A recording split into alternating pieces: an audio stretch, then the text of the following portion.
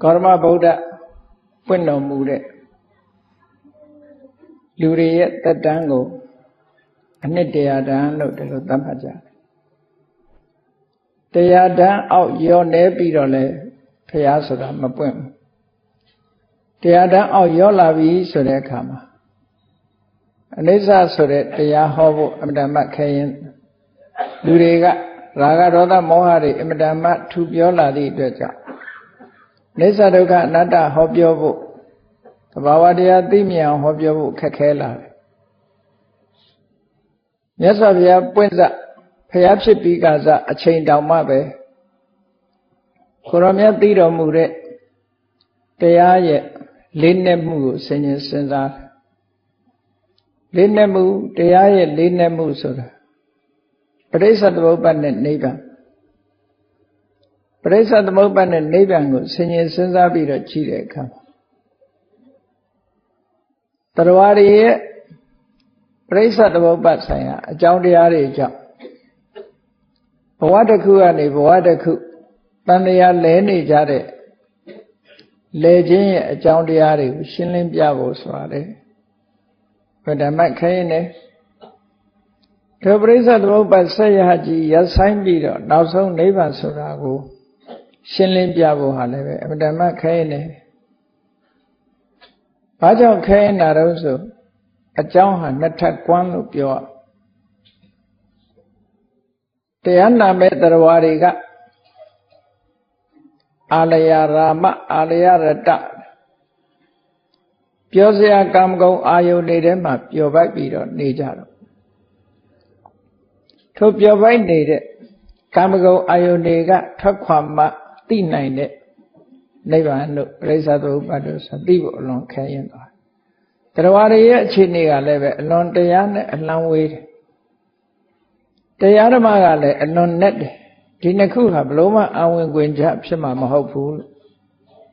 Diaga Nene. Tarawari got 7 Zanida, the Chabet Chinide. Dinaku Bonsa Mibosa, Madame Kane look. Since I me like that, Chema, Yasavia. I gave it the home as solution. I read the mammo shima, Dimelu shima, hopeful. Dilo a drill when like a Buddha ball. Totally.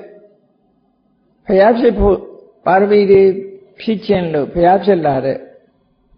Perhaps you do young like a Pogo to Nyati, a Dikaga. The Vadu this idea Shimbiabo, when not upset.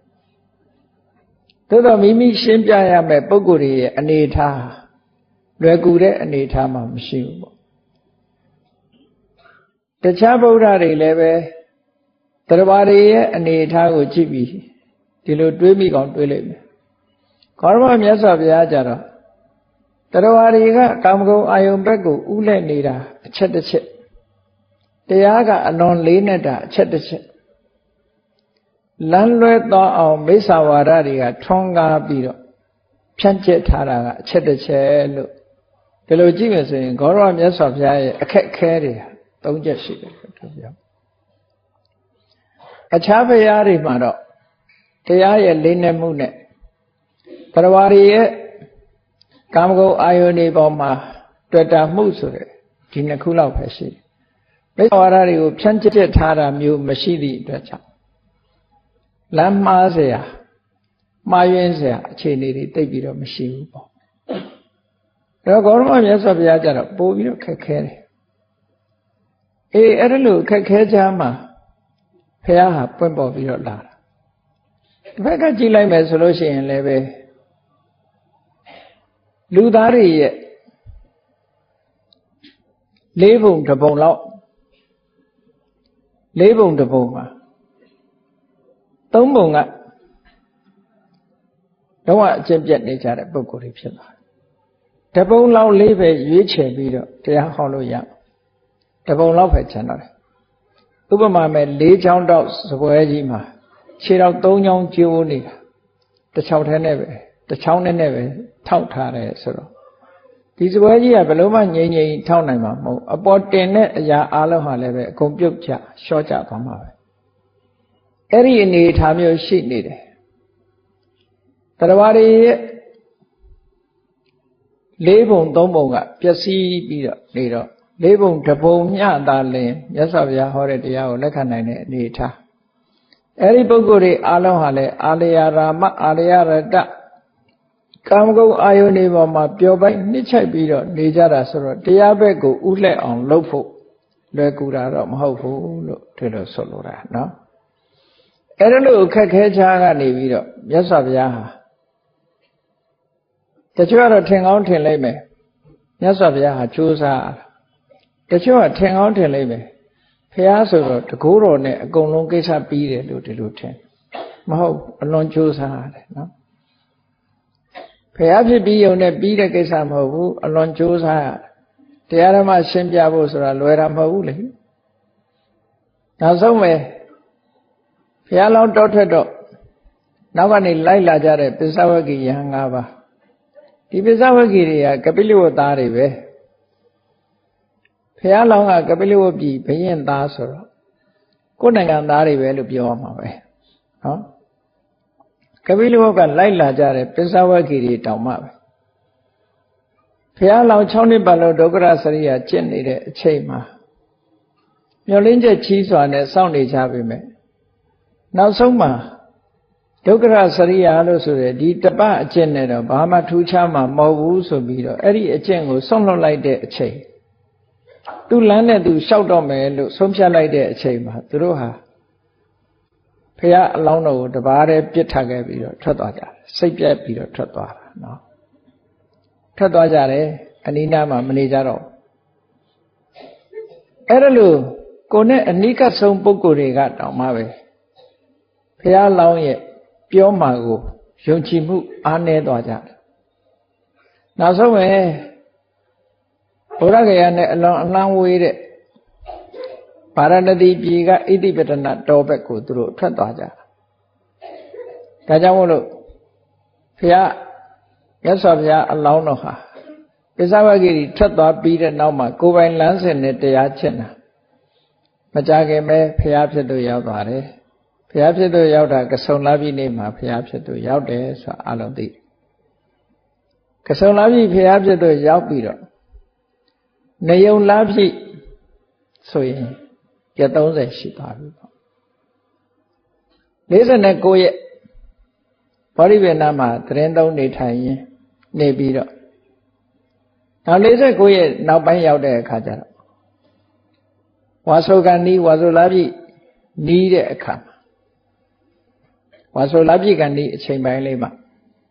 ကပ်ပြီးတော့ဗာရာဏသီဘက်ကိုခီးထွက်သွားတယ်ပစ္စဝဂီတွေကိုလိုက်ရှာတာပေါ့ရှာတယ်ဆိုတာဘုရားကချွတ်တင်ပြီးတော့ပစ္စဝဂီတွေဣတိပတနာရောက်နေတယ်ဆိုတာသိတယ်သူတို့နဲ့တွေ့ဖို့သွားတယ်တရားဟောမယ်ဆိုပြီးတော့ကြွသွားတာဟိုရောက်တော့လွယ်လွယ်ကူကူနဲ့လက်ခံတာမဟုတ်ဘူး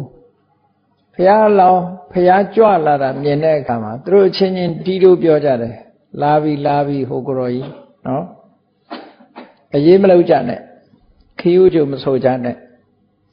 သူ့သိအဖက်မလုပ်ကြနဲ့လို့ဒီလိုသူတို့စီးယုံထားတာလေတပါးနဲ့တပါး၅ပါးစလုံးစီးယုံထားတာအဖက်မလုပ်နဲ့အရေးမလုပ်နဲ့ရှောက်သွားနေတာတရားမလုပ်တော့ဘူးတကယ်တပတ်အကျင့်ကြီးကိုဆွန့်လွတ်လိုက်ပြီးဖျားဖြစ်ဖို့ဝေလာဝေးအသိဉာဏ်ရမှာမဟုတ်တော့ဘူးလို့ဆိုရဲပြောဆိုချက်တွေနဲ့သူတို့ခီးမဆိုင်ပဲနေကြတာမြတ်စွာဘုရားလည်းရောက်လာရောအနိကရောက်လာတဲ့အချိန်မှာစိတ်နေစိတ်ထားပြောင်းသွားကြတယ်မတိုင်ပင်မဲနဲ့ပြောင်းသွားတာတိုင်ပင်ထားတာကမကြိုစရမ်းပဲသို့တော့ဘုရားမြင်လိုက်တာနဲ့မပြောမဆိုနဲ့တပားကတပိတ်ကိုလှမ်းယူပြီးတာဖြစ်တယ်နော်တပားကခြေသေးရည်တို့လှုပ်ဖို့အစဉ်နဲ့နေဖြစ်နေတယ်ပေါ့ရှေးခေတ်ရဲ့ထုံတန်းစင်လာဧည့်သည်လာရင်ကြိုဆိုတဲ့လုပ်ငန်းတွေအကုန်လုံးလုပ်ပြီးတာဖြစ်သွားကြစိတ်ဓာတ်ပြောင်းသွားသို့တော့စိတ်ဓာတ်ပြောင်းသွားပြီမဲ့ခေါင်းမာနေသေးပဲသူတို့ဟာမြတ်စွာဘုရားကထိုင်ပြီးတော့တရားဓမ္မကိုဟောမယ်လို့ရှင်းပြတဲ့အခါသူတို့ကပြုံးကြတယ်ပြုံးတယ်ဆိုတာမယုံဘူးပေါ့ခုခေတ်လို့ဆိုရင်နော်ပြုံးတယ်ဆိုတာအရင်တုန်းကပြင်းပြင်းထန်ထန်ချစ်နံတောင်မှမရဘဲနဲ့အခုလျှောက်သွားနေတာဘယ်ရမလဲပေါ့မရဘူးမယုံဘူးပေါ့မြတ်စွာဘုရားနှစ်ကြိမ်ပြောတာနားမလဲလက်မခံဘူး နောက်ဆုံးတစ်ချိန်ကျတော့ဘုရားကသူတို့မေးခွန်းတစ်ခုမေးလိုက်တယ်နေပါအောင်6နှစ်ပတ်လုံးငါတရားကျင့်နေတုန်းကအေးမင်းတို့ငါတရားဥရတော့မှစိတ်မပြတ်ကြနဲ့ငါရတော့မှလို့များဘယ်တော့နှစ်သိမ့်စကားပြောခဲ့ဘူးတလဲလို့ဆိုတော့အဲ့ကြတော့မှသူတို့စဉ်းစားဉာဏ်လေးဝင်လာတာဟုတ်တယ်6နှစ်ကြီးအာသွန်ခွန်ဆိုင်ကျင့်နေတုန်းကတောင်မှပဲဒီစကားမျိုးမပြောဘူးအဲ့တော့ဒီပုဂ္ဂိုလ်ဟာတာမန်ပုဂ္ဂိုလ်မဟုတ်ဘူးတကယ်တော့အားပေးစကားပြောရင်အဲ့ဒီတုန်းကပဲပြောရမှာပေါ့ခုအဲ့ဒီတုန်းကတောင်အားပေးစကားမပြောဘူးအခုတကယ်ရလို့ပြောတာသာဖြစ်ရမယ်လို့သူတို့ဘာလို့သူတို့ဆုံးဖြတ်နိုင်လာတယ်ပေါ့ပြီးတော့မြတ်စွာဘုရားကိုသုံးဆွဲတဲ့စကားလုံးတွေကတငယ်ချင်းဆိုတဲ့ဆရာအနေနဲ့မသုံးဘူးသူတို့အာဟုသောဂေါတမအာဟုသောဆိုတဲ့စကားလုံးက friend ဂေါတမဒီလိုဆိုလိုတာနော်တငယ်ချင်းဂေါတမမိတ်ဆွေဂေါတမဆရာနာမည်မထားဘူးဆရာဆိုလို့ရှိရင်ဗန္ဒီလို့ respect လုပ်ပြီးခေါ်နော်ဗန္ဒီလို့ခေါ်ရအဲ့တော့ဗန္ဒီလို့တော့မခေါ်ဘဲနဲ့အာဟုသောဆိုပြီးတော့ဓာန်တူကြီးတူဆက်ဆံတဲ့အနေအထားမျိုးလုပ်တယ်နောက်ဆုံးကြတော့မြတ်စွာဘုရားကသူ့ကိုဗန္ဒီလို့အာဟုသောဆိုပြီးတော့ဓာန်တူမဆက်ဆံဖို့သူဟာတရားဥရလာတဲ့ဘုရားဆင်စစ်ဖြစ်လာပြီဆိုတဲ့အကြောင်းပြောကြရင်နောက်ဆုံးကြတော့လက်ခံသွားကြ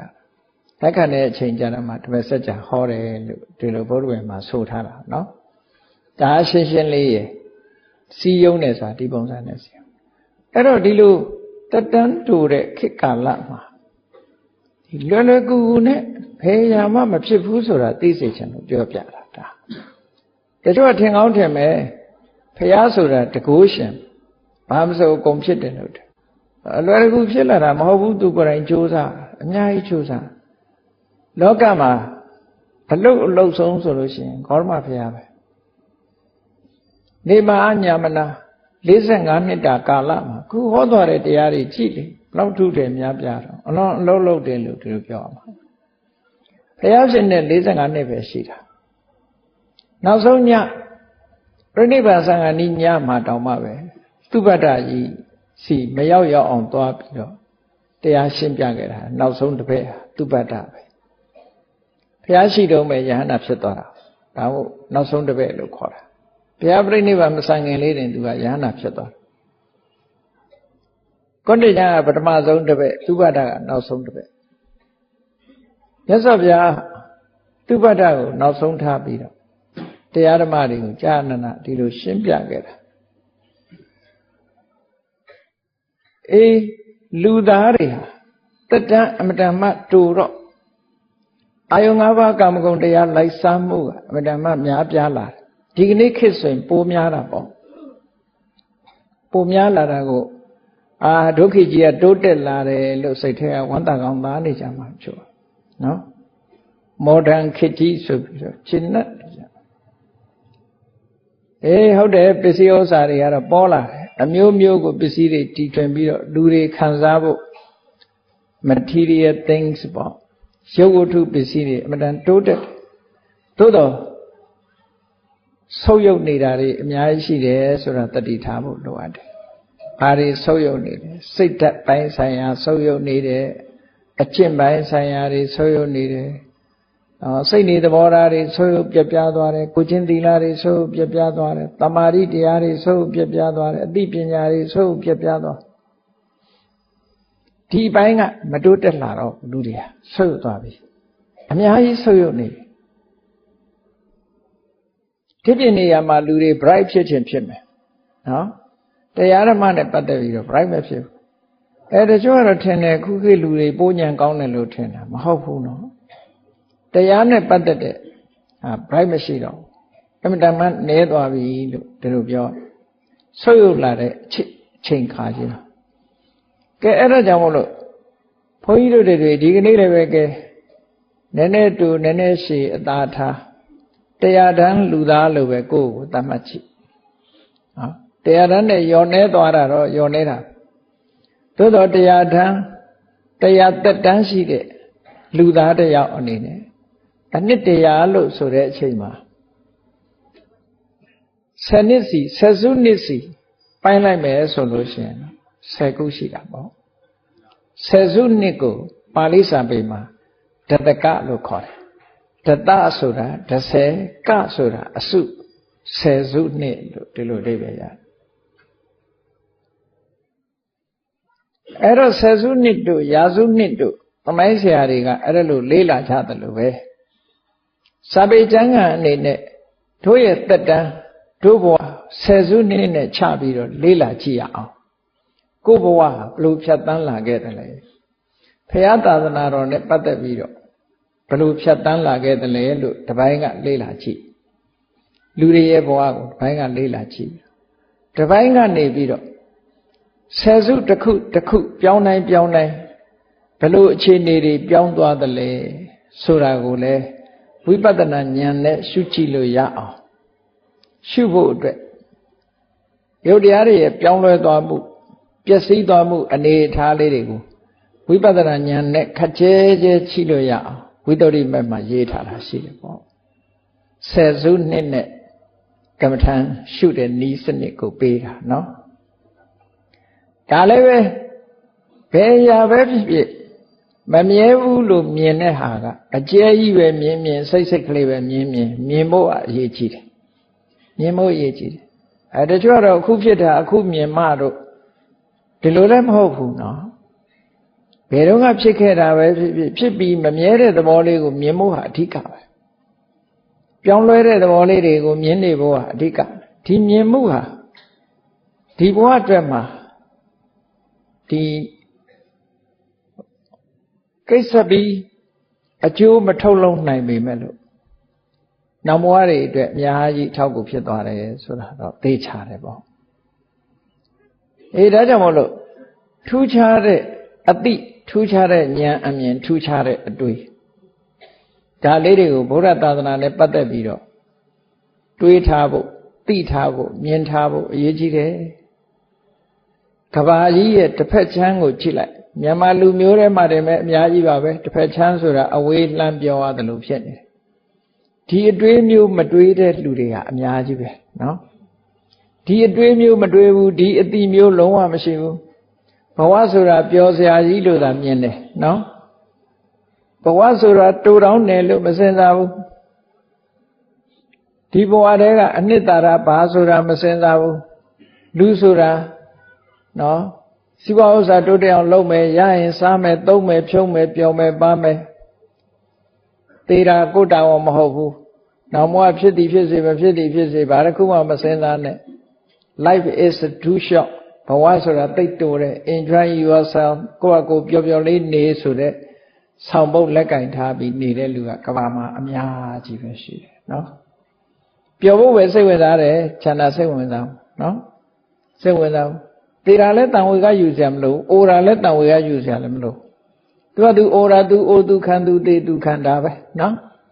ဘာမှတန်ဝေကယူစရာမလိုဘူးစိတ်ထားပြောင်းစရာလည်းမလိုဘူး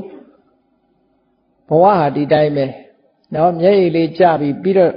ဟိုဘက်လှည့်လိုက်တာနဲ့ပြုံးပြဒီဘက်မှာလှည့်တော့မျက်ရည်လေးကျပြီးတော့ရှုံလုံးလိုက်တယ်ဟိုဘက်လည်းပြုံးနေတာဒါလောက်ထိအောင်လူတွေရဲ့ဒီအပြောင်းအလဲအမှန်တမ်းမြန်နေပေါ့နော်မျက်ရည်ကလေးတစ်စက်တောက်ခနဲ့ကျလိုက်ပြီးတဲ့အခါမှာဟိုဘက်လည်းရောက်ပြုံးစီစီဖြစ်နေတယ်ချက်ဒါဘာဖြစ်တာတော့လို့ဆိုတန်ဝေခမဟုတ်ဘူးလို့ပြောတာနော်တန်ဝေခမဖြစ်ဘူးမဖြစ်သည့်အတွက်ကြောင့်ဟိုဘဝကျတော့ပျော်စရာနဲ့တွေ့ပြီးပြုံးသွားပြန်တာလေပြုံးတယ်ဆိုတာပျော်စရာနဲ့တွေ့လို့ပြုံးတာပေါ့ပျော်တဲ့အာယုံဘက်ကိုရောက်သွားတာအဲ့ဒီအနေအထားမျိုးရောက်နေတဲ့ဘဝတန်တရားခရီးကြီးတဲ့မှာအခုလိုသာသနာတော်နဲ့တွေ့လို့ဘုရားဟောထားတဲ့တရားတွေကိုနာရလို့ဘုရားဟောထားတဲ့အတွေးတွေဘုရားကဘယ်လိုစဉ်းစားရမယ်ဘယ်လိုကျင့်သုံးရမယ်ဘယ်လိုတွေးရမယ်ဆိုတာတွေကိုနားထောင်ပြီးတော့ဘုန်းကြီးတို့တွေတွေးတတ်ဖို့လုပ်တတ်ဖို့ကိုင်တတ်ဖို့မြင်တတ်ဖို့ဒါအရေးကြီးတာပဲနော်ဘယ်ဖို့နိဗ္ဗာန်ရတာကရတယ်မရဘူးဆိုတာဒီတရားဝတ္တဥမှာကိုယ်အလုပ်ဘယ်အရာပဲဖြစ်ဖြစ်နော်ချက်ချင်းကြီးဖြစ်နိုင်တဲ့အရာတခုမှမရှိဘူးလုံနေခြင်းဒီပင်တိုးတက်ခြင်းလို့ပဲဒီလိုအောင်မရ ဆိုပါစို့သစ်ပင်တစ်ပင်စိုက်တယ်တီးတာမသိတာကိုယ်တောင်မှမဟုတ်ပဲဒီသစ်ပင်လေးပြုစုပြောထောင်မယ်စိုက်မယ်ဒါအဓိကပဲစိုက်ပြီးဆိုကြတဲ့ဒီသစ်ပင်ကဖြစ်လာမှာအချိန်တိုင်းရင်တီးမှာပဲလေ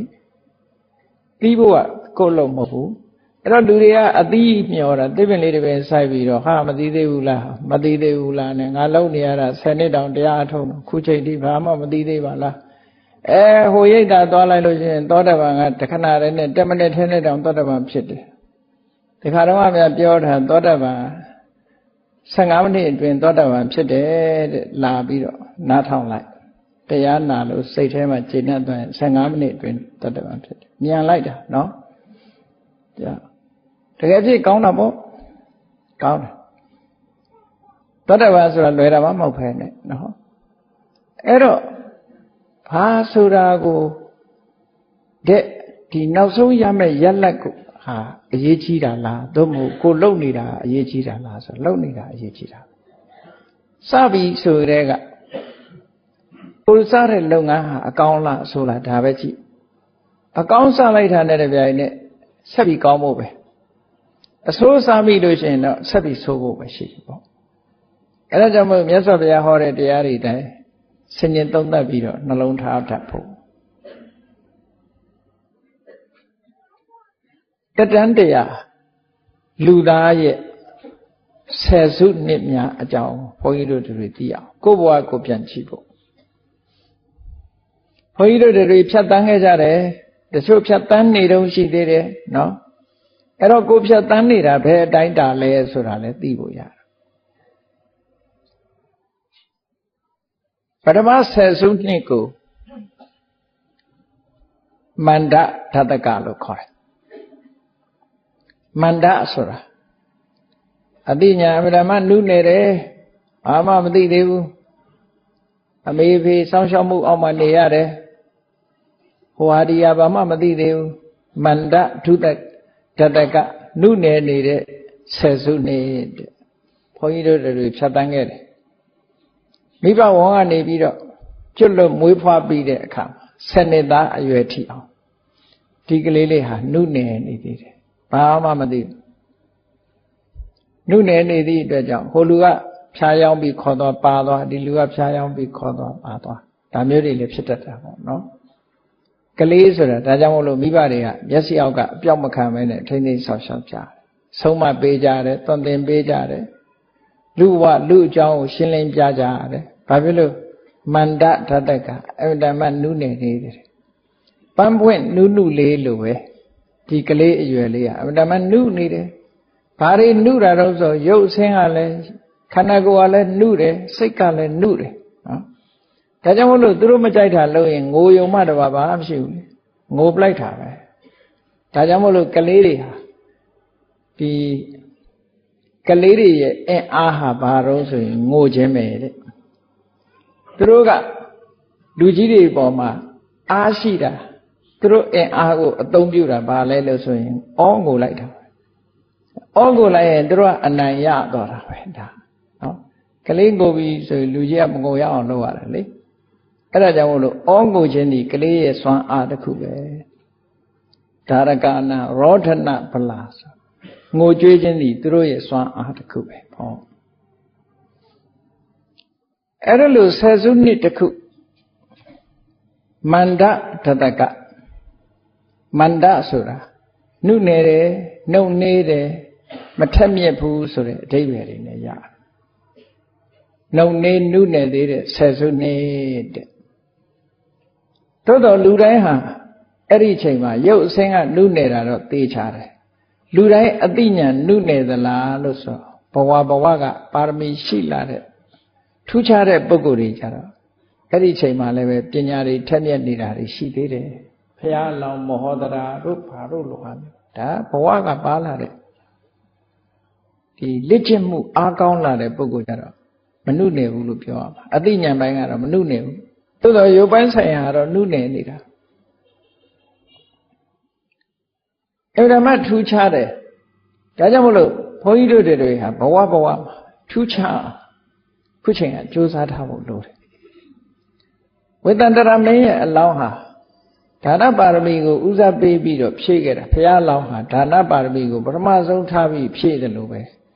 နောက်ဆုံးဘဝရောက်တော့လည်းပဲဒါနပါရမီကိုဖြည့်တော့မယ်လို့ပြောအောင်လေးသိချင်းနဲ့ကဘာတသိန်းကာလပတ်လုံးဖြည့်တာဒါနပါရမီကစဖြည့်တယ်လို့ဆိုပြီးမယ်အဆုံးသတ်တော့လေဒါနပါရမီနဲ့ပဲဆုံးသတ်တာပဲဘဝတိုင်းဖြည့်တယ်လို့ပဲဒီလိုမှတ်ရမှာပဲနော်ဒါနပါရမီမဖြည့်တဲ့ဘဝမရှိနောက်ဆုံးဘဝလို့ပြောရတော့တဲ့ပါရမီဖြည့်တဲ့ဘဝထဲမှာနောက်ဆုံးဘဝနောက်ဆုံးဘဝလို့ပြောရမယ်ဝိတ္တန္တရာမင်းလက်ထက်ဝိတ္တန္တရာအဖြစ်မွေးဖွားလာတဲ့အချိန်လေးမှာဘလောက်ထိအောင်ဒါနပဲစိတ်ဝင်စားတယ်လေဒါသူ့ရဲ့စိတ်ဓာတ်ပါဖက်ဖြစ်နေပြီဒါနကောင်းမှုပေါ်မှာပါဖက်ဖြစ်နေတယ်ဆိုတော့ဘလို့ပြမွေးခြင်းနော်မိဘဝမ်းကမွေးခြင်းတခြားကလေးတွေဆိုငိုးတယ်သူကတော့မွေးခြင်းဘာလုပ်လဲမိဘရဲ့မျက်နှာလည်းမြင်လိုက်ရောလက်ကလေးဖြန့်ပြီးတော့ဘာလှူစရာရှိတော့လှူစရာလေးပေးပါလို့ပြောတာနော်မွေးခြင်းစကားပြောတာဘာလှူစရာရှိတော့လှူခြင်းနဲ့စိတ်ကချိမိခင်ဝမ်းနေကြတဲ့လှူခြင်းနဲ့စိတ်တွေရှိတယ်ဒါနရဲ့ဒါနစ္စာတယသဘောဟာမွေးခြင်းကလေးဖြစ်လာတာဒါနောက်ဆုံးဘဝလို့ပြောရမှာပါရမီဖြည့်တဲ့ဘဝထဲမှာနောက်ဆုံးတတလုံးလှူသွားတာပဲလှူလို့တောကိုအနှင်ခံရတယ်သွားတာပဲတောတယ်ရတလားဆိုမရဘူးဒီလိုဝိတ္တန္တရာမင်းလက်ထက်မှာဒါမို့ဝိတ္တန္တရာဆိုတာအလှရဲတဲ့ဝိတ္တန္တရာမင်းလို့ဗမာတွေမှာသိကြတယ်ပေါ့နော်အဲ့ဒါမှဒါနပါရမီကိုအဓိကထားပြီးတော့ဖြည့်တယ်ကျန်တဲ့ပါရမီတွေမဖြည့်ဘူးလားဆိုဖြည့်တယ်အားလုံးဖြည့်သွားတယ်အဲ့လိုထူးခြားတဲ့ပုဂ္ဂိုလ်တွေကြတော့မန္တတတကနုနယ်တဲ့ရာစုနှစ်ဆယ်စုနှစ်မှာပဲသူတို့ဟာစိတ်ဓာတ်ရေးရကြတော့မနုနယ်ကြတာတွေလည်းရှိတယ်ပေါ့ဝဏဝါဒီတိတ်တသာမဏေတို့သူမနသာမဏေတို့ပဏိတသာမဏေတို့ဆိုတာလေးတွေဟာဒီ9နှစ်အရွယ်လေးနဲ့ပဲယ ahanan ဖြစ်ကုန်ကြတာအဲ့ဒါမှရင်းကျက်တယ်သူတို့ညံတွေကမနုနယ်ဘူးဒါက special quality လို့ပြောရမှာပေါ့နော်လူတိုင်းအတွက်ပြောတာမဟုတ်ဘူးအခုပြောတာလူတိုင်းအတွက်အဲ့တော့9နှစ်သားအရွယ်နဲ့ယ ahanan ဖြစ်တာတယ်သောပါကသာမဏေတို့9နှစ်အရွယ်နဲ့အပါဒံပါဠိတော်ကိုကြည့်မယ်ဆိုရင်9နှစ်သားတောင်ယ ahanan ဖြစ်တာရှိတယ်9နှစ်တည်းငယ်တာတော့မရှိဘူး9နှစ်သားထီအောင်ယ ahanan ဖြစ်တာလေးတွေရှိတယ်အဲ့တော့ယ ahanan ဖြစ်နိုင်တဲ့ဉာဏ်စွမ်းဆိုတာနေတဲ့ဉာဏ်စွမ်းမှမဟုတ်ပဲသူတို့သိဉာဏ်ဘလောက်ထက်မြက်တယ်ဆိုတာစဉ်းစားကြည့်ပေါ့ဉာဏ်အနေနဲ့အမှန်တမ်းရင့်ကျက်နေပြီလို့ဒီလိုပြောရကောင်းပြီဘုန်းကြီးတို့တွေဟာကိုဆယ်စုနှစ်တစ်ခုဘယ်လိုဖြတ်တန်းခဲ့တယ်လဲလို့တခါတခါလူကြီးတွေကပြန်ပြောပါတယ်ဒိုးငယ်ငယ်တုန်းကဘာတွေလုပ်တယ်ညာတွေလုပ်တယ်ပြောကြတယ်သို့တော့မှတ်မိတဲ့အရာကတန်ဖိုးရှိတာအမှန်တမ်းနည်းတယ်နော်တန်ဖိုးရှိတာအမှန်တမ်းနည်းတယ်တခြားကိစ္စတွေပဲမှတ်မိနေတယ်အဲ့တော့လူလောကရောက်လာလို့စနစ်ကာလဟာမန္တတတကလို့ခေါ်တယ်လို့ဒီလိုမှတ်ရမယ်နော်နုနယ်တဲ့ခေတ်နုနယ်ပြိုမြစ်ဆယ်စုနှစ်လို့တို့မှတ်မန္တတတကအဲ့ဒီမန္တတတကတုန်းကရုပ်တွေဟာအခုချိန်ရှိသေးသလားဆိုမရှိတော့အကုန်သွားပြီနော်ကြောင်းလဲသွားပြီအဲ့ဒီတုန်းကစိတ်နေစိတ်ထားနုနယ်မှုတွေရုပ်ရဲ့နုပြိုမှုလေးတွေကြံသေးလားမကြံဘူးလုံးဝကိုမရှိသေးတော့နော်ဘာတစ်ခုမှမကြံတော့အဲ့ဒီဆက်စုနှစ်ကရိုက်ထားတဲ့ပုံတစ်ပုံဟာ50 60ရှိရင်ဘလို့ကွာသွားစဉ်းစားကြည့်ပေါ့နော်အများကြီးကွာသွားပြီဘလို့လုံးမှစဟလို့မရတဲ့ပုံစံဖြစ်သွားပြီပေါ့အဲ့ဒါလို့ကွဲပြားခြားနာသွားတာကိုအနိစ္စလို့ဆင်ញင်လို့ရတယ်တဲ့ဝိပဿနာဉာဏ်ရဲ့ရှေ့ပြေးအနေနဲ့အနိစ္စလို့ဆင်ញင်လို့ရတယ်ပထမဆယ်စုနှစ်မန္တတတကမှာဖြစ်လာတဲ့ယုတ်တိနန်းတွေဟာတခုမှမရှိတော့ဘူးအလုံးပျက်စီးကုန်ပြီဒီပုံစံတိုင်းပဲသွားနေတယ်လို့ဆိုတဲ့သဘောလေးကိုဆင်ញင်စဉ်းစားကောင်းပြီနောက်တစ်ခုကြည့်လိုက်17နှစ်ကနေပြီးတော့ အသက်20အထိဒီဆယ်စုနှစ်ကအဲ့ဒါကြတော့ခိဋ္ဓာဓာတကတဲ့ဒိုင်းကောင်နှလုံးနဲ့ဆင့်ပြီးတော့ရေးထားတဲ့ခိဋ္ဓာဟောခိဋ္ဓာဆိုတာပျော်ပါတဲ့ဆယ်စုနှစ်အပျော်ကျူးတဲ့ဆယ်စုနှစ်17နှစ်ကနေစပြီးတော့အကစားဘက်ကိုဝါသနာပါလာတယ်လူတွေကနုနယ်တဲ့အဆင့်ကျော်လာပြီးတဲ့အခါမှာကစားတယ်ပျော်တယ်ပျော်ပျော်ပါပါနေတယ်ကစားကြတယ်တကယ်ချင်းအပေါင်းအသင်းနေကြတယ်ပျော်ရရွှင်နေဆိုတာအဲ့ဒီခေတ်ကကလေးတွေကြည့်နေတယ်ခါလေထအော်ခြင်းအော်နေတယ်အဲ့ထအော်တဲ့တခြင်းကလည်းတော်တော်ကြာဟဲ့ဟော့ဖြစ်ခြင်းဖြစ်သွားအဲ့ဒီဆယ်စုနှစ်မှာလူငယ်လူရွယ်တွေဟာအမှန်တမ်းပျော်ကြတယ်လို့ဒီလိုပြောတာနော်အဲ့ဒီလိုပျော်တဲ့ဆယ်စုနှစ်ကိုခိဋ္ဓာဓာတကလို့ခေါ်တယ်မန္တဓာတကတုန်းကယုံ nant တရားတွေဟာခိဋ္ဓာဒုတကဓာတကဆယ်စုနှစ်ထိအောင်ပါမလာဘူးကုန်ကြံ့ရစ်ပြီပျက်စီးသွားပြီဆယ်စုနှစ်အတွင်းမှာပဲအလုံးဟာကုံဆုံးသွားပြီလို့ဝိပဿနာဉာဏ်အခြေခံအနေနဲ့ဒီလိုရှုမြင်သုံးသပ်ကြရမယ်တဲ့ကဲကောင်းပြီအသက်20ထိအောင်ခိဋ္ဓာဓာတကပျော်ပါတဲ့အရွယ်ပျော်ရွှင်တဲ့အရွယ်အခုခေတ်ကလေးလေးတွေကြတော့တိတ်တောင်ပျော်ရွှင်ရပါဘူးတနာစရာကောင်းလိုက်တာနော်မန္တဓာတကအရွယ်ကလေးကမောင်းလိုက်တာဘလောက်မောင်းထားတော့ဆိုကြောပေါ်မှာစာအုပ်တွေတင်ပြီးတော့မောင်းတာခါလေးကိုကုန်းနေအောင်လွယ်အိတ်ကလေးလွယ်ပြီးတော့ကျူရှင်ချောင်းတစ်ခုကနေကျူရှင်ချောင်းတစ်ခုသွားမောင်းနော်ဟိုစာသင်ကျောင်းတစ်ကျောင်းကနေဟိုစာသင်ကျောင်းတစ်ကျောင်းကိုသွားမောင်းတာပဲအဲ့ဒါနော်မောင်းပြီးတော့ခါလေးကိုကုန်းနေအောင်သူခင်ဗျာများအလုံးလုံးရတယ်တကယ်ခိဋ္ဌာဓာတကဆိုလို့သူတို့ကပျော်ရင်လည်းတဝက်တစ်ပြက်ပဲဒီလောက်ပဲပျော်တော့ပျော်စရာတောင်မှသိမရှိတော့ဒီလောက်မောင်းတာတောင်မှပဲအဆင့်ကမိကျမမိတယ်ဆိုပြီးမောင်းကြတာပဲနော်ပြီးဟိုနေတော့ကကတ်တွန်းလေးတစ်ခုတွေ့တယ်ကလေးလေးတယောက်ကဂျောဘုတ်အိတ်ကလေးနဲ့ကြောင်းသွားတာမြင်တော့အဲ့ဒီပုံကလေးကိုရေးပြီးတော့အောက်ကကတ်တွန်းကစာရေးထားတယ်သူကဒီကလေးမှာဘာအပြစ်ရှိလို့ဓာန်ပေးထားတာလဲတဲ့ခါလေးကိုကုန်းလို့စာအုပ်တွေတင်ထားတာအပေါ်ကနေပြီးတော့အဲ့ဒါလို့မန္တဓာတကခိဋ္ဌာဓာတကဒီရာစုဆယ်စုနှစ်နှစ်ခုကုံဆုံးသွားတဲ့အခါကျတော့အသက်22နှစ်ရောက်လာပြီ22နှစ်ကနေပြီးတော့30တွင်းကျတော့ဘာဖြစ်လာလဲဆိုတဲ့အခါကျတော့သူကဝဏ္ဏဓာတကလှပတဲ့အရွယ်လို့ဒီလိုဆိုတာနော်ဒါအမျိုးသားတွေကိုပို့ပြီးတော့ရည်ညွှန်းတဲ့အဓိပ္ပာယ်ရှိတယ်အမျိုးသားတွေရဲ့အလှ20ကျော်မှပိုလှတယ်အမျိုးသမီးတွေကြတော့အဲ့လိုမဟုတ်16နှစ်ဟိုဘက်ကနေပိုလှတယ်လို့ဒီလိုဆိုတယ်နော်အဲ့တော့ဝဏ္ဏဓာတကအဲ့ဒီအချိန်မှာသူတို့ကိုယ်တိုင်ကလည်းလှလှပပနေခြင်းနဲ့အလှပြင်တတ်လာတယ်တတရရနေခြင်းနဲ့ရုပ်ဆင်းကလည်းပို့ပြီးတော့ချောမောလှပလာကြတယ်တဲ့22နှစ်ကနေ30အတွင်းဟာလှပမှုသဘောကျပြီးတော့လူကိုယ်တိုင်ကလည်းလှလှပပနေတယ်ရုပ်အဆင်းကလည်းလှပတယ်အဲ့ဒီအချိန်မှာအလှဆုံးအချိန်လို့ဒီလိုပြောတာနော်အလှဆုံးအချိန်အဲ့ဒါကိုဝဏ္ဏဓာတကနော်အဆင်းရောင်လှပတဲ့ဆယ်စုနှစ်တဲ့ဒါကြောင့်မလို့အဲ့ဒီဆယ်စုနှစ်ထဲမှာထမရဲ့မင်္ဂလာဆောင်ကြတာထမရဲ့ကြာအဲ့ဒီဆယ်စုနှစ်ပဲအဲ့ဝဏ္ဏဓာတကအဲ့ဒီဆယ်စုနှစ်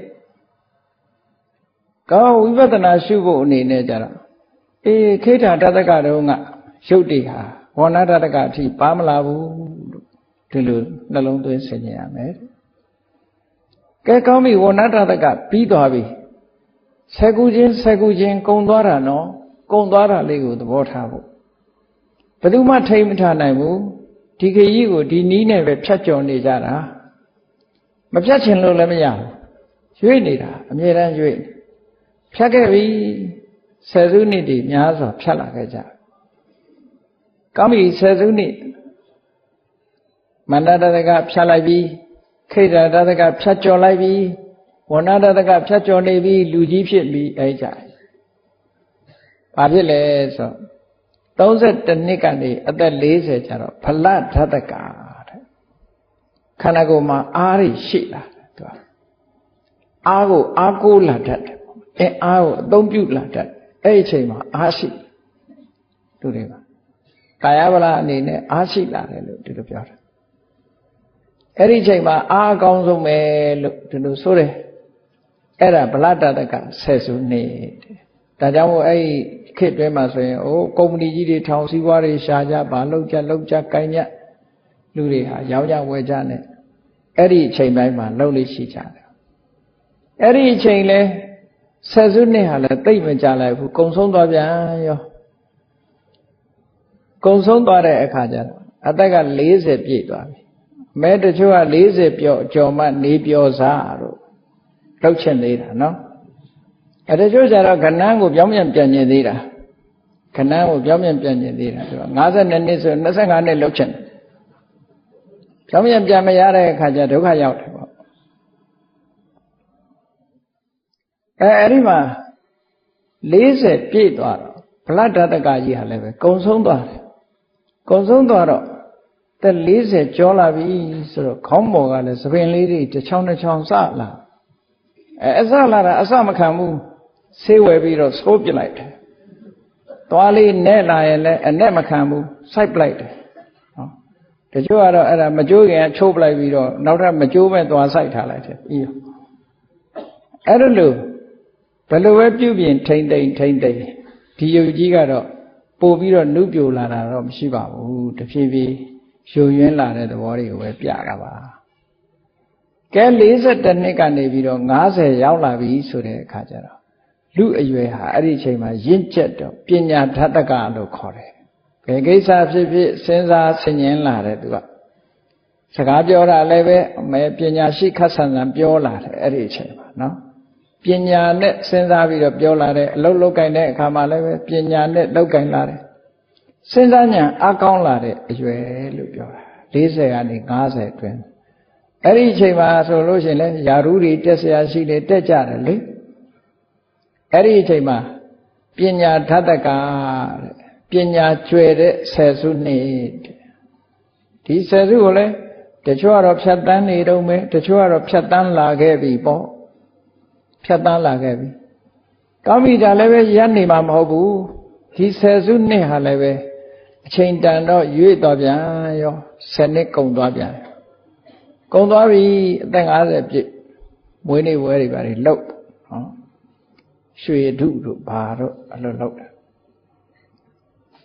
ရွှေဆိုတာအဲ့ဒီအချိန်ကျမှပဲလှုပ်လို့ရမှာပဲเนาะနှစ်50ဆိုပြီးတော့လှုပ်လိုက်ကြကောင်းပြီ52နှစ်ကနေ60ရောက်တဲ့အခါကျဘာဖြစ်တုံးဆိုဟာနိဓတကတဲ့ရော့ကြလာပြီသွားပြီအဲ့ဒီကနေစပြီးတော့ရော့ပြီ52နှစ်ကနေပြီးတော့လူဟာ60အထိအဲ့ဒီ10စုနှစ်ဟာဆုပ်ယုတ်တဲ့10စုနှစ်တဲ့ဘာတွေဆုပ်ယုတ်လာတော့ဆိုပျော်ခြင်းတဲ့စိတ်တွေဆုပ်ယုတ်လာတယ်နုနယ်မှုတွေဆုပ်ယုတ်လာတယ်ခုနကအောက်ပိုင်းကဟာတွေအကုန်ဆုပ်တယ်ပျော်ခြင်းပါခြင်းဓာတ်တွေဆုပ်ယုတ်လာတယ်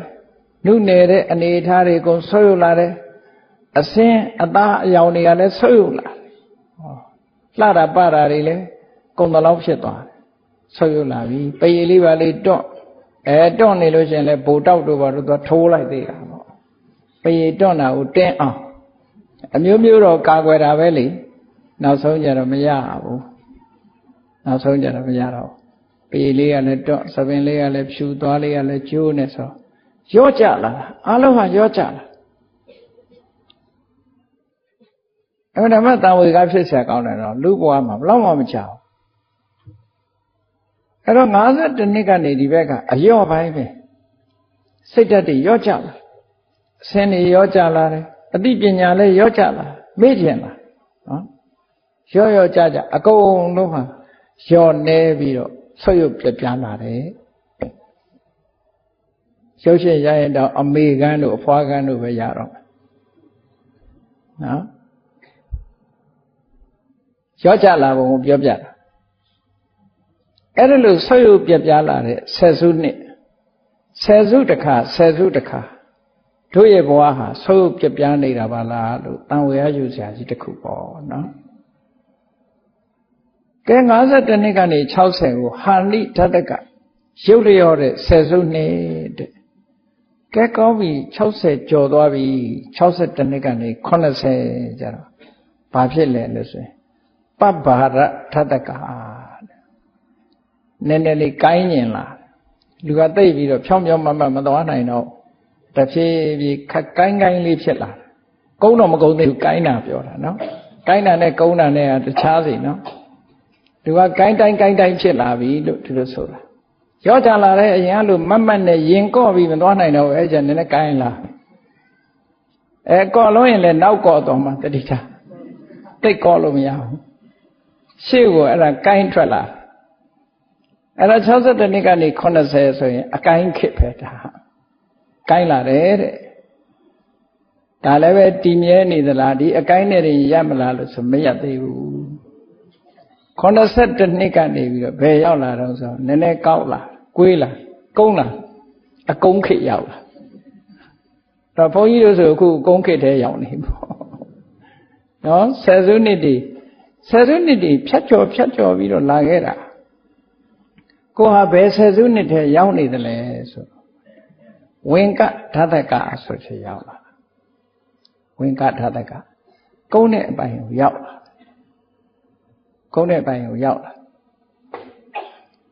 အဲ့ဒီကနေပြီးတော့တခါ82နှစ်ကနေပြီးတော့80တွင်ရောက်လာတဲ့အခါကျတော့သူကပြောင်းတော့ပြန်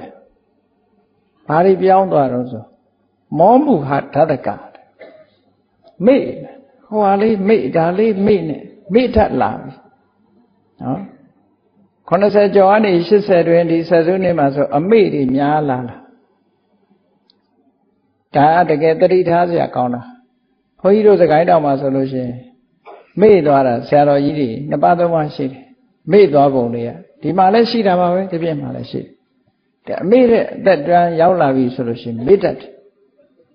ဆွမ်းသာပင်ထားတာမေ့တာလည်းပါတယ်နော်ဆွမ်းသာပင်ထားလို့မေ့လို့နှစ်ထပ်ကွမ်းလက်ခံပြီးသားတွေဖြစ်နေတာတို့ဒါမျိုးတွေဖြစ်တတ်တယ်ပေါ့မေ့တတ်တယ်ဆရာတော်ကြီးတစ်ပါးဆိုမေ့တာဘယ်လိုမေ့တော့ဆိုလူတွေကဩဃတနဲ့ကြောတဲ့အခါစုပေးတာကနေရေစက်ချဖြစ်သွားစုပေးတာကနေတရားလည်းမဟောလိုက်ရဘူးသီလလည်းမပေးလိုက်ရဘူးစုပေးရင်ကနေရေစက်ချဖြစ်သွားတယ်နောက်ဆုံးအမျှဝေလဲရတဲ့အဆင်းရောက်သွားမေ့တာအဲ့တော့စုပေးနဲ့သီလပေးရေစက်ချအကုန်ရောထွေသွားတာနောက်ပိုင်းမှမရတော့ဒီလိုမေ့တာနော်အဲ့ဒါမှတန်ဝေကရစရာကောင်းတယ်ကိုလည်းဒီခရီးဖြတ်ကြမှာပဲလူတိုင်းဟာမသိလို့နေရင်ဒီခရီးဖြတ်ကြမဲ့လူတွေရှိတယ်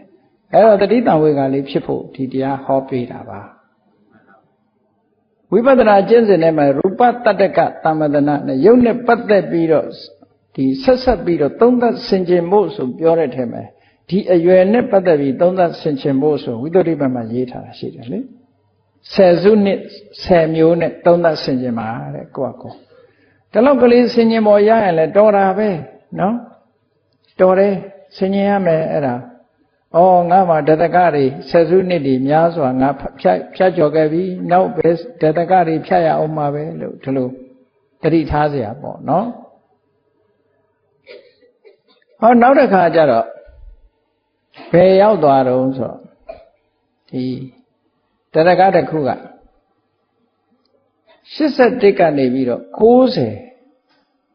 90ထဲရောက်သွားပြီဆိုရင်အတော်ကိုသူကမေ့မျောတဲ့အဆင့်တွေကိုရောက်သွားတယ်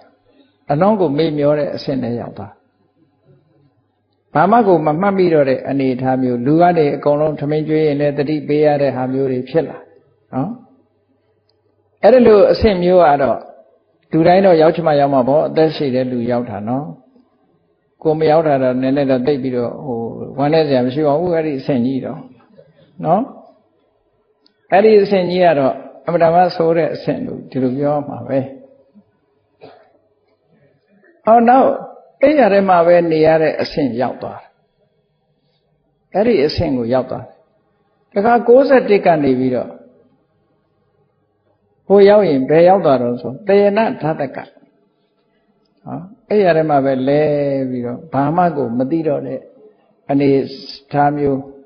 ဒါလူတိုင်းရောက်သလားလူတိုင်းကဒီလိုမသိတာလားလို့ဆိုလူတိုင်းတော့မဟုတ်ဘူးပေါ့နော်ရေပုံရပြောတဲ့စကားတွေပေါ့ရေပုံရပြောတဲ့စကားတွေအဲ့ဒါလို့စနစ်နဲ့သွားလိုက်တဲ့ဆယ်စုနှစ်တွေဟာဘုန်းကြီးတို့တွေဒီတိုင်းပဲဖြတ်ကျော်ပြီးတော့သွားကြတယ်ဖြတ်ကျော်ပြီးတော့သွားကြတယ်အဲ့ဒါလို့ဖြတ်ကျော်သွားတဲ့ဆယ်စုနှစ်တွေပေါင်းများလာတာနဲ့တပြိုင်နက်နောက်ဆုံးဟာဆယ်စုနှစ်10ခုတောင်မဖြတ်ရဘူးတချို့ဆိုလို့ရှိရင်9ခုတော့ဖြတ်လိုက်ရင်ဘဝဆုံးသွားပြန်နော်6ခုလောက်ဖြတ်လိုက်တာနဲ့ဆုံးသွားတာ9ခုလောက်ဖြတ်လိုက်တာနဲ့ဆုံးသွားတာလည်းရှိတယ်တင်းကြိုင်းကိုသွားကြည့်မယ်ဆိုလို့ရှိရင်ဘယ်နှခုနဲ့ဖြတ်ထားတော့ဆိုတာအကုန်လုံးတန်ဝေရယူစရာကြီးပဲနော်နှစ်တည်းအသက်ကိုရေးမှတ်ထားမယ်ဆိုရင်တော့ဒါအမှန်မှထင်ရှားတယ်ပေါ့ဒါကြောင့်မို့ဒီဆယ်စုနှစ်ဆိုတဲ့အတွေးလေးတွေကိုယ်တဏ္ဍာမှာရှိထားပြီးတဲ့အခါမှာတို့တွေဟာဆယ်စုနှစ်ဖြတ်ပြီးတော့နေကြတယ်ဒီတဲ့ကျင်းညင်လို့ရှိရင်ထပ်ကျင်းလို့ရသေးတယ်နော်5စုနှစ်ထပ်ကျင်းလိုက်တော့မဟုတ်2စုနှစ်ထပ်ကျင်းလိုက်ခုခေတ်ဆိုရင်တော့အဲ့လိုလောက်ကိုထပ်ကျင်းပေးရမယ်သဘောရှိလာတယ်ပေါ့ဆယ်စုဆိုတာနည်းနည်းကြားနေသေးတယ်ဆယ်စုဆိုတာနည်းကြားနေတော့ခေတ်နဲ့ကြိုက်ချင်မှကြိုက်တော့မှာအဲ့တော့5စုလောက်ဆိုလို့ရှိရင်တော့ပို့ပြီးတော့ခေတ်နဲ့ကြိုက်လာနိုင်တယ်ပေါ့လူဆိုတာခေတ်ကြီးကဆောက်ရုပ်လာပြီဆိုရင်ပို့ပြီးတော့အိုတာလည်းပဲမြန်လာတယ်ပေါ့မေ့မျောတာလည်းမြန်လာတယ်ပေါ့အဲ့ရတဲ့လဲတာလည်းမြန်လာတယ်ပေါ့ဘာပဲဖြစ်ဖြစ်ဝိပဿနာရှုတဲ့ပုဂ္ဂိုလ်တွေရှုဖို့ရအတွက်ကဒီကနေ့ဆယ်စုနှစ်ကရုပ်တည်နန်းနေဟာနောက်ဆယ်စုနှစ်ထိအောင်မပါဘူးဒီလိုရှုမှတ်ဆင်ញင်သုံးသပ်ပြီးတော့တန်ဝေကတရားဖြစ်ပေါင်းကြိုးစားအထောက်ရမယ်တဲ့ထပ်ပြီးတော့ချင်းလိုက်တဲ့အခါကျတော့ဒီတဲ့ပိုချင်းအောင်ချင်းမယ်ဆိုလို့ရှိရင်တော့မနက်ကဖြစ်တဲ့ယုတ်တိနန်းတွေဟာနေ့လယ်ထိမပါဘူးနေ့လယ်ကဖြစ်တဲ့ယုတ်တိနန်းတွေဟာညထိအောင်မပါဘူးညမှာဖြစ်တဲ့ယုတ်တွေကနောက်တည့်ရက်နံနက်ကိုမပါဘူးနောက်တည့်ရက်နံနက်မှာဖြစ်တဲ့ယုတ်တွေကနောက်တည့်ရက်နေ့လယ်ပိုင်းကိုမပါဘူးနောက်တည့်ရက်နေ့လယ်ပိုင်းမှာဖြစ်တဲ့ယုတ်တွေကညနေပိုင်းထိမပါဘူးညနေပိုင်းဖြစ်တဲ့ယုတ်ဥယျံပဲမပါဘူးလို့ကိုယ့်ကိုထပ်ပြီးတော့ကျင်းပြီးတော့နှလုံးသွင်းဆင်ញင်မယ်ဆိုလို့ရှိရင်တန်ဝေကဖြစ်เสียရည်ဝိပဿနာဉာဏ်นี่ရင့်တန်လာမှာဖြစ်ပါတယ်။ဒါကြောင့်မို့တရားချစ်ခင်သူတော်စင်ပြိဿအပေါင်းတို့ဘဝခရီးကိုရှောက်လန်းတဲ့အခါမှာဒါကတန်ဝေကနဲ့ရှောက်လန်းဖို့ပြောတဲ့ဒီစနစ်ပါဝိပဿနာဉာဏ်ဖြစ်ဖို့ရှေ့ပြေးအနေနဲ့လမ်းခင်းပေးတဲ့သဘောပါဒီထဲမှာမြတ်စွာဘုရားဆုံးမပေးထားတဲ့ဆုံးမဩဝါဒလေးတစ်ခုတော့မှတ်သားထားဖို့လိုအပ်တယ်။ဘာလဲလို့ဆိုရင်ကထံဗုဒ္ဓတမေရတ္တိတိဝဝိတိဝတ္တံတိတိ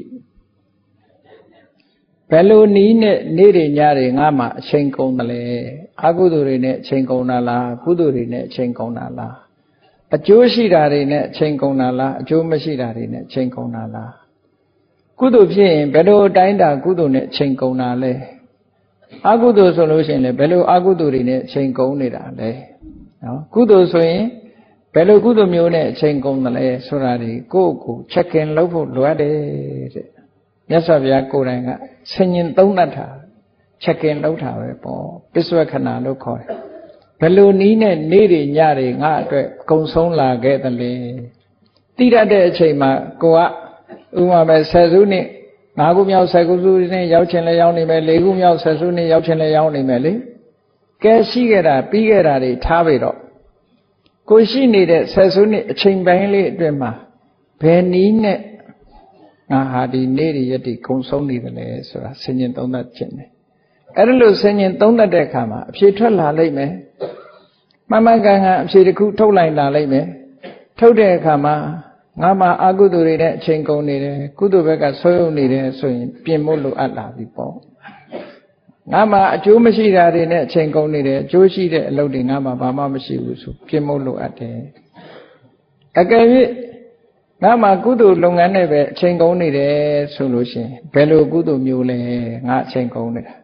အဲ့တော့ငါကုသိုလ်လုပ်နေတဲ့ကုသိုလ်ကဒါနကုသိုလ်လေးနဲ့အချိန်ကုန်တာလားသီလကုသိုလ်နဲ့အချိန်ကုန်တာလားဘာဝနာကုသိုလ်နဲ့အချိန်ကုန်တာလားလို့ဆိုရင်